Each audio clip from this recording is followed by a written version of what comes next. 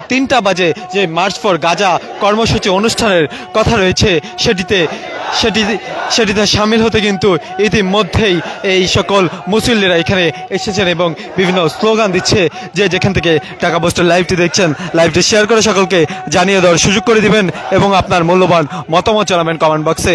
আমি মোহাম্মদ আল আমিন আপনাদেরকে সরাসরি যুক্ত করেছি এই মুহূর্তে রাজধানীর ঐতিহাসিক সোহরাওয়ার্দী উদ্যান থেকে এবং মার্চ ফর গাজা কর্মসূচি বাস্তবায়নের লক্ষ্যে ইতিমধ্যেই হাজারো মুসলমানরা কিন্তু সেখানে এসে উপস্থিত হয়েছেন।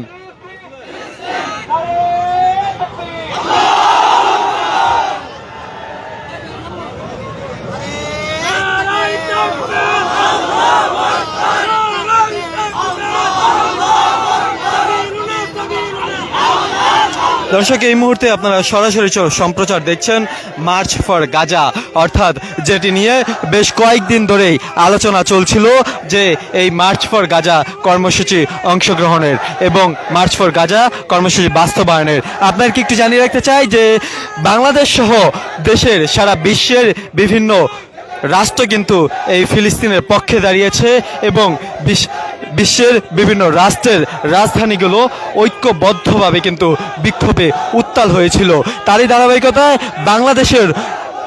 বাংলাদেশেও কিন্তু এমনটির ব্যতিক্রম নয় এবং আজকে সেই ধারাবাহিকতায় কিন্তু আজকে মার্চ ফর গাজা ফিলিস্তিনি নির্যাতিতদের পক্ষে সংহতি প্রকাশ করতে এবং ইসরায়েলি আগ্রাসনের বিরুদ্ধে রুখে দাঁড়াতে আজকের এই মার্চ ফর গাজা কর্মসূচি বাস্তবায়ন হবে।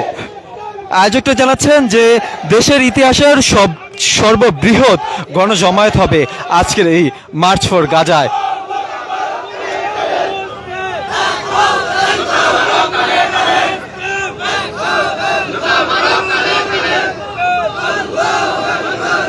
দর্শক, যে যেখান থেকে টাকা পোস্টের লাইভটি দেখছেন, লাইভটি শেয়ার করে সকলকে জানিয়ে দেওয়ার সুযোগ করে দেবেন এবং আপনার মূল্যবান মতামত জানাবেন কমেন্ট বক্সে।